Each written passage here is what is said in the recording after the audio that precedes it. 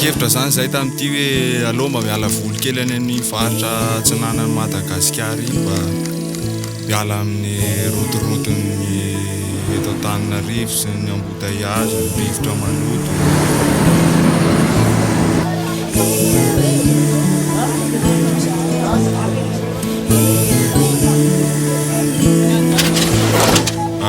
Niainga zany zay maraina tena nieritreritra zay hoe ho tonga alohany amin'ny toerana nefa tsy arak'izay no tranga satria betsaka ny sakana ohatran'ny accident, ny lalana ratsy, ny toetrandro. Fa vao tonga tany kosa zay tena tsy nanenenana aloha.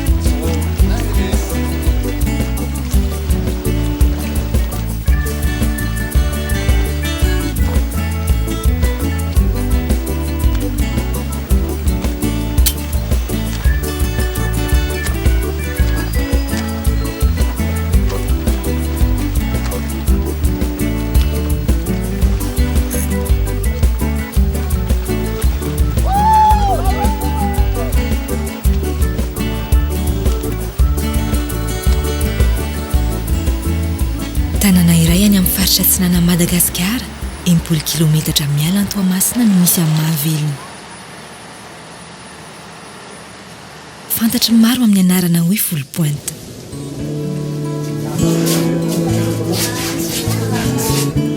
Toerana anisan'ny mahasarika malagasy indrindra rehefa fotoam-pialan-tsasatra. Satria milamina ary tsara fandray vahiny ny mponina ao aminy.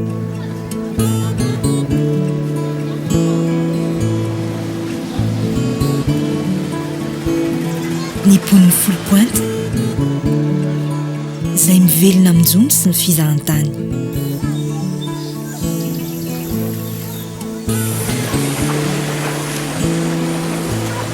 Dia tena mahaliana an'ilay olona mandeha mitsangatsangana etỳ Folo Pointe zany a, dia voalohany indrindra ilay ranomasina. Calme be zany ilay ranomasina, mety androna ilomanosana tsara, tsy dia mampatahotra mandeha ao anatiny.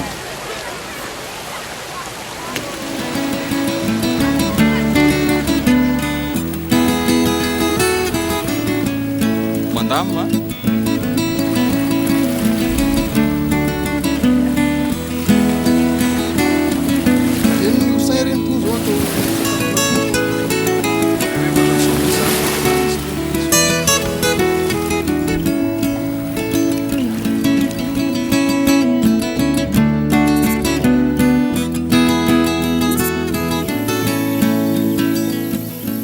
Anisan'ny toerana be mpitsidika aty Folo Pointe koa ny Manda, izay natsanga amin'ny mpanjaka Radama voalohany mba ho fiarovana ny sisintany tamin'ireo vahiny mpanjanaka fahizay.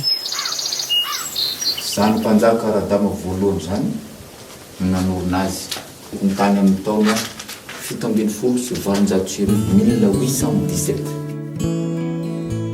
So inarany Vongoravo, Mananara, Jiaotsony, Voemara, Diego, Raisisa.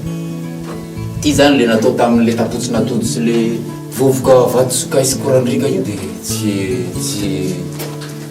nietsika izy.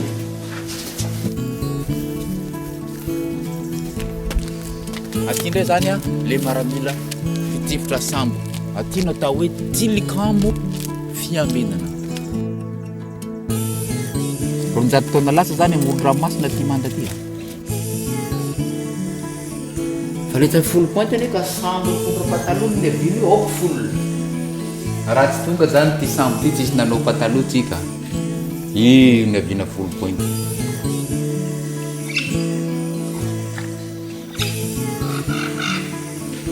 Aiza le sambo ny fampitadiavana io sambo 10 lao izy agnaran'io sambo dia igny naverimberiny aiza le 10 ao point dia raikitra no hitakalo dia zay nampatonga anaran'ity tanàna ty hoe 10 point.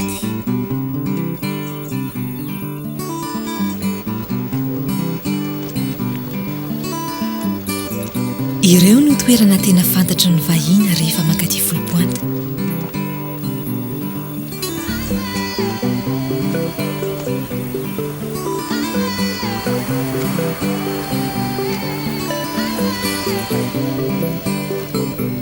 Any ambadik'ilay toerana antsoina hoe pointe any kosa nefa no tena anatontosan'ny akamaroan'ny mponina ny asany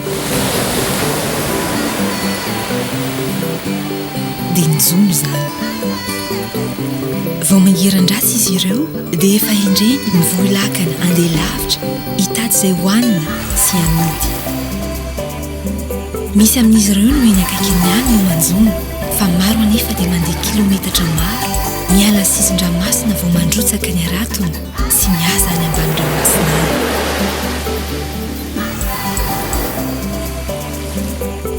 Ity mpanjono ity izao dia tamin'ny 3 maraina izy no niainga ary 4 ora taty aoriana vao tafaverina.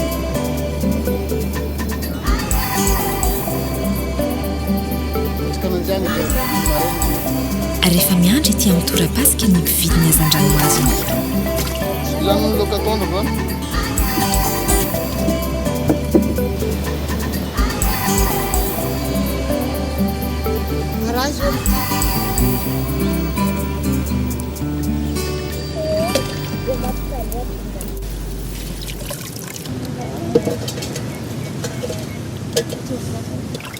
Batsmena mo rin, mena rin.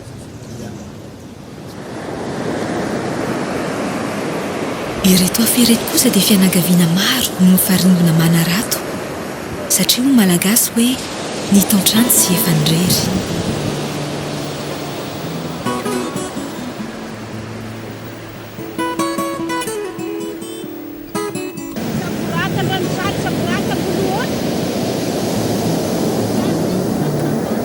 Ny vatan-dehilahy manipy sy misintona ny arato.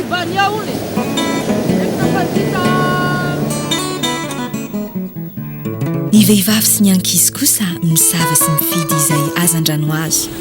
Tsy mahavita manjovo tady be viavy. Lilahy fogna dia le azo lilahy amboarina viavy.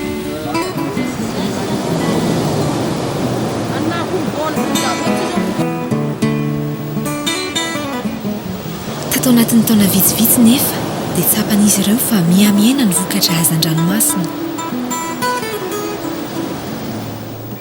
Fako sy zava-maniry no betsaka hita anaty arato. Asa mety vokatry ny fahasimban'ny tontolo iainana angamba. Nefa koa mety noho ny tsy fisian'ny lalàna mifeny zono hany ka mialany taranaka ny hazan-drano any anaty ranomasina any. Mareda nakatini bukal nasi. Sinan.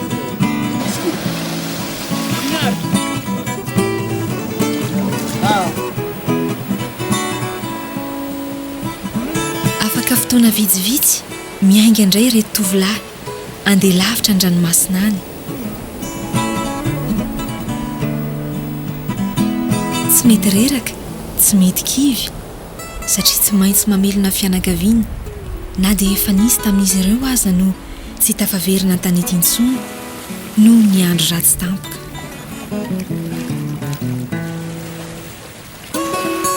Ariva ny andro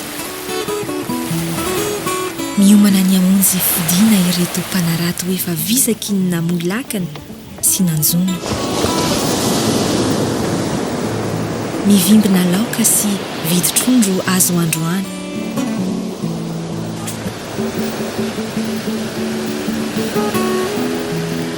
Izahay kosa niomana ny amonjy fodiana ny Antananarivo rehefa avy nahita fiainana hafa noho izay efa fahita mahazatra.